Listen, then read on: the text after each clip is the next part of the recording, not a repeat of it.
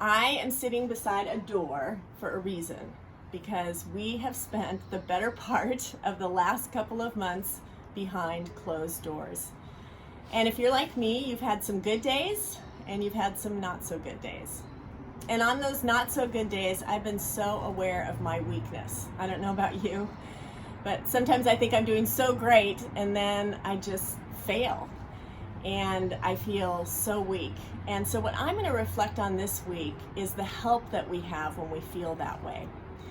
The Spirit of God who lives inside of us can help us in our weakness. That's what Romans 8:26 says.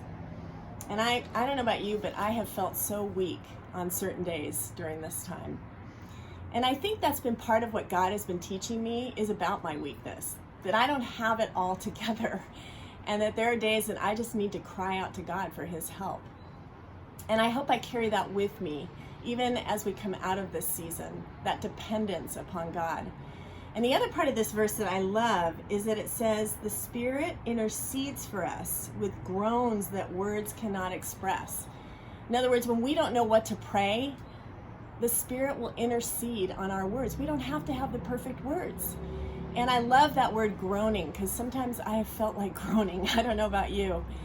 And I love the fact that the Spirit groans with us and then interprets our prayers to God. So we don't have to have the perfect words. We can just cry out, and the Spirit will communicate what we need to say to God. And then the Spirit also communicates what God wants to say to us.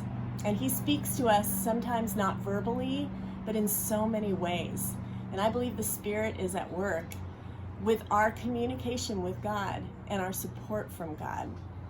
So if you're weak, you're in a good place, because that is where God's Spirit can come the closest to you and give you the help you need.